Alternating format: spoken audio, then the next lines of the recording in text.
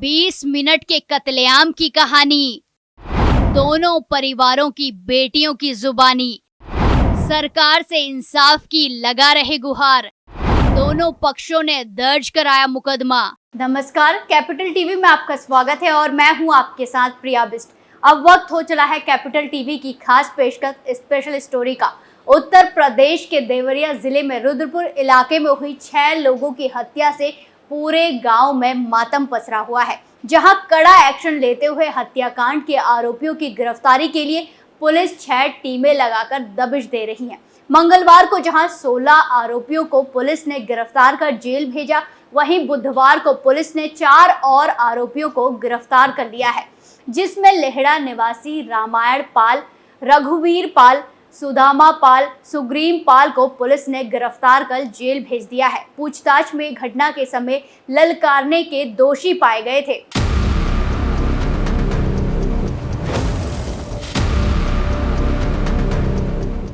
उत्तर प्रदेश के देवरिया जिले का फतेहपुर गांव, यहां 2 परिवारों में जमीनी विवाद के चलते 6 लोगों की हत्या कर दी गई।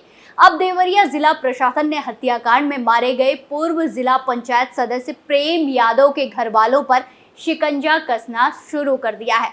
इनमें से कई लोगों पर सत्यप्रकाश दुबे परिवार के 5 लोगों की हत्या का आरोप है, जिसके चलते हत्याकांड के आरोपियों पर प्रशासन की तरफ से बड़ी कार्रवाई की तैयारी है, जहां रासुका और गैंगस्टर के तहत कार्रवाई होगी। उधर फरार चल रहे 4 और आरोपियों को पुलिस ने दबिश देकर बुधवार को गिरफ्तार कर लिया। पूछताछ के बाद उन्हें न्यायालय में पेश किया गया, जहां से अभी आरोपी जेल भेज दिए गए हैं। पुलिस इस घटना में शामिल अन्य आरोपियों की गिरफ्तारी के लिए सर्विलांस का सहारा ले रही है। कई आरोपियों के मोबाइल नंबर बंद हो गए हैं, जिसके चलते उनकी लोकेशन नहीं मिल पा रही। पुलिस की लगातार पड़ रही दबिश के चलते लेहड़ा और अभयपुर के पुरुष सदस्य फरार हैं, जबकि कई घरों की महिलाएं भी इस समय घर छोड़कर चली गई हैं और घरों में ताला लटक रहा है। वहीं इससे पहले कार्रवाई करते हुए प्रशासन ने आरोपियों की प्रॉपर्टी की पैमाइश का आदेश दिया था, ताकि उनके अवैध कब्जे या अवैध निर्माण की जांच हो सके। इस कार्रवाई के तहत राजस्व टीम आरोपियों के घर 3 अक्टूबर मंगलवार को पहुंची।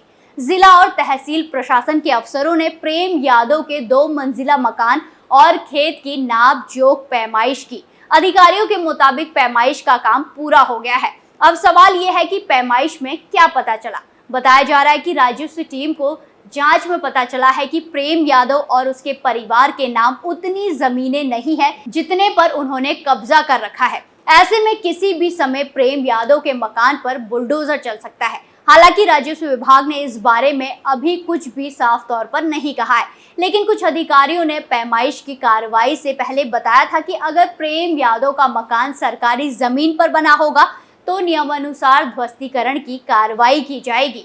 वहीं इस 20 मिनट के कत्लेआम की कहानी पर गौर करें तो दोनों परिवार ने अपने खोए हैं। एक तरफ प्रेमचंद्र यादव की 3 बेटियां और पत्नी है, तो दूसरी तरफ सत्यप्रकाश दुबे की बेटी और एक बेटा है। दोनों ही पक्षों के अपने अपने तर्क हैं, दोनों ही इंसाफ की गुहार लगा रहे हैं। ऐसे में आइए जानते हैं कि दोनों परिवारों की बेटियों ने क्या कुछ कहा। यूपी के देवरिया जिले में 2 परिवारों के बीच हुए हत्याकांड ने लोगों को डरा कर रख दिया है। आखिर क्या हुआ था उस दिन, कैसे 2 परिवारों में खूनी जंग हुई, कत्लेआम के उन 20 मिनट को लेकर दोनों परिवार के क्या दावे हैं, इस बारे में दोनों ही परिवारों की बेटियों ने अपने अपने दावे किए। उसके मुताबिक जमीनी विवाद में प्रेमचंद्र यादव की पहले हत्या कर दी गई। इस हत्या का बदला लेने के लिए प्रेमचंद्र के पक्ष के लोगों ने सत्यप्रकाश दुबे के घर पर हमला कर दिया और दुबे समेत परिवार के 5 लोगों को मौत के घाट उतार दिया गया। ये सब महज 20 से 25 मिनट में हुआ। अब दोनों परिवारों में कोहराम मचा हुआ है। इस हत्याकांड में फैमिली के 5 लोगों की हत्या करने को लेकर प्रेमचंद्र यादव का पक्ष घिरा हुआ है। पुलिस ने जमीन तक की पैमाइश की है और बुलडोजर चलने की अटकलें लग रही है। लेकिन दूसरी ओर रुद्रपुर थाना के फतेहपुर लेहड़ा गांव में जमीनी विवाद में मारे गए पूर्व जिला पंचायत सदस्य प्रेम यादव की बेटी अलका और पत्नी शीला यादव ने दोषियों पर कड़ी कार्रवाई की मांग की। प्रेमचंद्र की बेटी अलका ने कहा कि पापा के पास सोमवार की सुबह कॉल आया था। पापा घर से बाइक लेकर उनके घर की तरफ गए। वहां उन लोगों ने पापा की हत्या कर दी। अगर उनका बेटा चाहता है कि सबको फांसी हो तो मैं भी चाहती हूँ कि पापा के हत्यारों को फांसी हो। उनकी पहले से ही प्लानिंग थी। पापा खेत पर बाइक खड़ा किए थे। वो लोग बाइक लेकर अपने घर चले गए। जब पापा बाइक लेने गए तो उन लोगों ने उन्हें जान से मार दिया। अगर उन्हें इंसाफ चाहिए तो हमको भी इंसाफ चाहिए। जैसे वो चाहते हैं कि हमारी फैमिली को फांसी हो, वैसे मैं भी चाहूंगी कि उनको फांसी हो। मामले में सत्य प्रकाश दुबे की बेटी शोभिता का बयान भी सामने आया है। शोभिता की शादी हो चुकी है और घटना वाले दिन वो ससुराल में थी।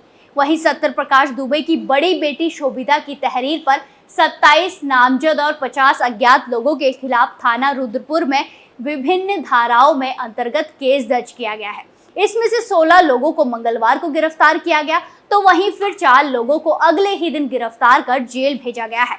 जबकि दूसरे पक्ष यानी प्रेमचंद्र यादव के घर वालों ने भी सत्य प्रकाश दुबे पक्ष के 5 लोगों के खिलाफ एफआईआर दर्ज कराई है। 2014 में मेरे चाचा को अगवा करके प्रेमचंद्र यादव ने जमीन अपने नाम लिखवा ली थी।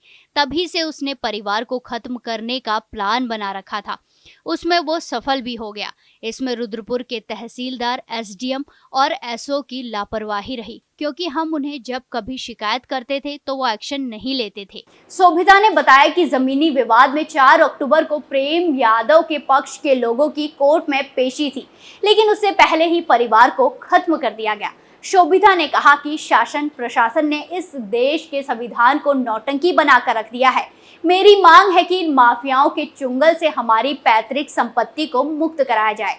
जैसे हमारी फैमिली को खत्म किया गया है, वैसे ही माफियाओं के गैंग को फांसी दी जाए या एनकाउंटर किया जाए, बुलडोजर भी चलाया जाए। लेकिन उत्तर प्रदेश के योगी राज में 2 अक्टूबर को जो घटना हुई, उसने प्रदेश ही नहीं पूरे देश को हिलाकर रख दिया है। अब दोनों ही पक्षों ने न्याय की गुहार लगाई है। दोनों पक्ष आरोपियों के लिए कड़ी से कड़ी सजा की मांग कर रहे हैं। अब देखना यह है कि आगे इस मामले में क्या बड़ी कार्रवाई होती है।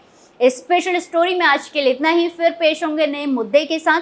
बाकी तमाम खबरों के लिए देखते रहिए कैपिटल टीवी उत्तर प्रदेश। नमस्कार।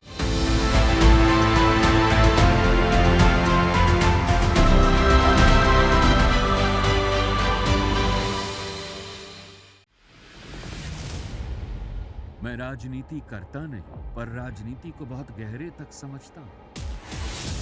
मैं लोगों के बीच रहता हूं, लोगों के मन को अच्छे से जानता हूं।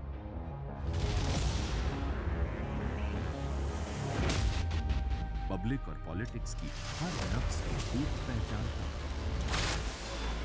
संघर्ष की सियासत से सत्ता के सिंहासन तक मैं हर खबर से खरा सच निकालता हूं। ना कोई दौड़, ना कोई रेस। Capital TV.